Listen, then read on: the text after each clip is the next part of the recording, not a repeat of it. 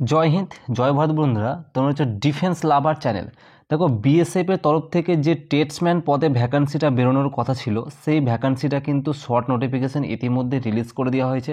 দেখো, সম্পূর্ণ আলোচনা করব, পুরো অফিসিয়াল নোটিফিকেশন অনুসারে তোমাদেরকে দেখাবো তোমাদের বিএসএফ এর টেটসম্যান পদে কি কি বলা রয়েছে।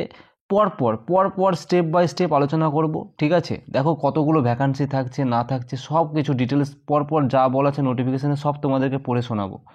দেখো, বলা আছে দ্য বর্ডার সিকিউরিটি ফোর্স অর্থাৎ BSF has announce a recruitment drive for 8,140টা কনস্টেবল অর্থাৎ ট্রেডসম্যান পজিশন ইন 2025। অর্থাৎ 2025-এ তোমাদের এবছর ভ্যাকান্সি কতগুলো থাকছে? 8,140খানা ট্রেডসম্যান পদে কিন্তু তোমরা এবার কিন্তু এবছর ভ্যাকান্সিটা দেখতে পেয়ে যাবে। দেখো, ফর্ম ফিল আপের কিন্তু বেশি দিন সময় পাবে না। যা যা বলছি সেই জিনিসগুলো এখন থেকে তোমরা জোগাড় করে একটু রেখো। আর একটা জিনিস বলা আছে, because of not was taken in 2023 as well as 2024 in additional to 2025, both male and female candidate can apply across various states for a huge number of vacancies। এক কথায় বলতে গেলে 2023 সাল এবং 2024 সালে কোনো রকম ভ্যাকান্সি আসেনি, এবং এই 2023 এবং 2024 সালে ভ্যাকান্সি না আসার কারণে 2025-এ একটা হিউজ পরিমাণে ভ্যাকান্সি আসছে, যে কাদের মেল এবং ফিমেল ক্যান্ডিডেট বোথ কিন্তু দুজন ক্যান্ডিডেটদের জন্যই কিন্তু এই ভ্যাকান্সি কিন্তু হিউজ পরিমাণে একটা আসছে। ওকে, তারপরে কি বলা আছে, before applying form ensure that you are eligible as per recruitment of parameter of BSF অর্থাৎ বর্ডার সিকিউরিটি ফোর্স। এক কথায় বলতে গেলে তুমি অ্যাপ্লাই করার আগে, এই বিএসএফ এর ফর্মটা অ্যাপ্লাই করার আগে তুমি তাদের যে প্যারামিটার বা তাদের যে ক্রাইটেরিয়াগুলোর মধ্যে তুমি কি আদৌ আসছো সেটা কিন্তু তোমাকে একটু এনশিওর করে নিতে হবে, অর্থাৎ সেটা তোমাকে একটু জেনে নিতে হবে। তো তুমি দেখে নাও তাদের ক্রাইটেরিয়ার মধ্যে আসছো কি, পরপর আলোচনা করব। এই যে ফর্মটা ফিল আপ করার জন্য অ্যাপ্লিকেশন ফি কত লাগছে? জেনারেল, ওবিসি এবং ইডাব্লিউএসদের জন্য 100 টাকা, এসসি এসটি এক্স সার্ভিসম্যান এবং ফিমেল ক্যান্ডিডেটের জন্য কোনো রকম লাগবে না। পেমেন্ট মোড সম্পূর্ণটা অনলাইন হবে, বিভিন্ন net banking, UPI, credit card, debit কার্ডের মাধ্যমে পেমেন্ট করতে পারো। ভ্যাকান্সি কতগুলো থাকছে একটু বলে দিচ্ছি।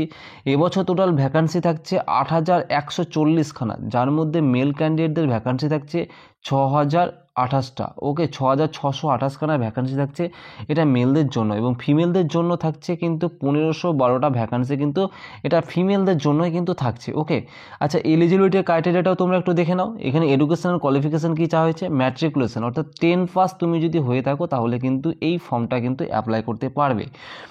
তাছাড়াও কিন্তু যেহেতু ট্রেডসম্যান পদের বিভিন্ন পোস্ট থাকবে, তার জন্য এখানে কিছু পোস্ট থাকবে যেগুলো আইটিআই ট্রেডদের জন্য থাকবে, এবং কিছু পোস্ট থাকবে যেখানে কিন্তু তোমাদের 2 year work experience in the respective trade test, এবং সেখানে কিছু পোস্ট রয়েছে যেখানে 2 বছরের কিন্তু ট্রেডের কোর্স লাগবে। তাছাড়াও কিছু পোস্ট রয়েছে যেমন সেখানেও কিন্তু ট্রেডের কিন্তু তোমাদের সার্টিফিকেট লাগবে।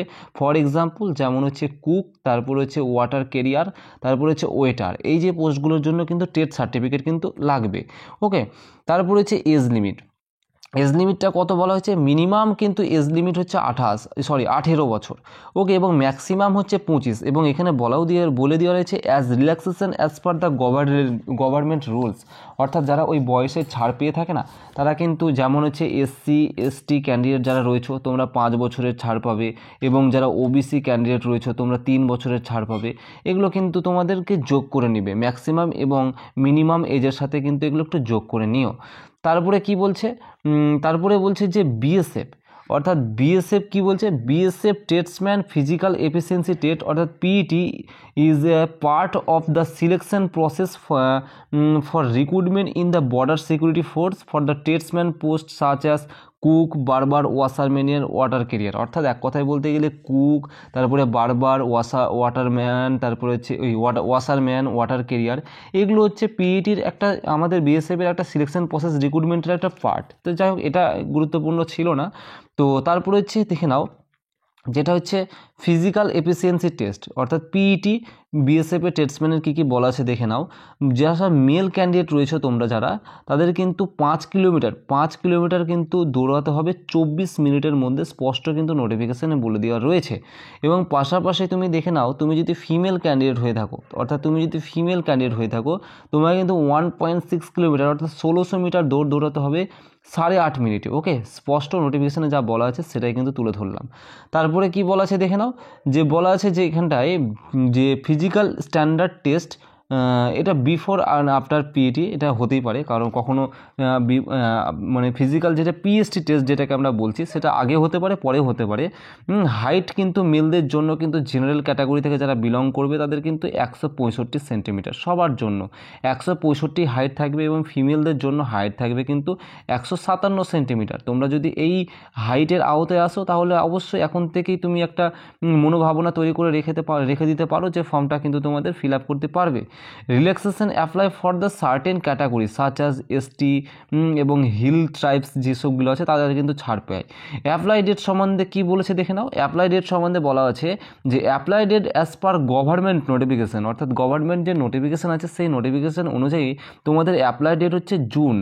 ওকে, কী বলা আছে যে জুন এবং জুলাই মাসে কিন্তু তোমাদের এখানে টেন্টেটিভ বলে লেখা আছে। একটা জিনিস মাথায় রাখবে, টেন্টেটিভ মানে হচ্ছে আগেও আসতে পারে আবার পরেও আসতে পারে এই জিনিসগুলো। তো যখনই তোমাদের কিন্তু ফর্ম ফিল আপ শুরু হবে সব থেকে আগে কিন্তু তোমাদের আমি কিন্তু ভিডিও করে জানাবো। তো এই পর্যন্ত। জয় হিন্দ, সবাই সুস্থ থেকো, ভালো থেকো।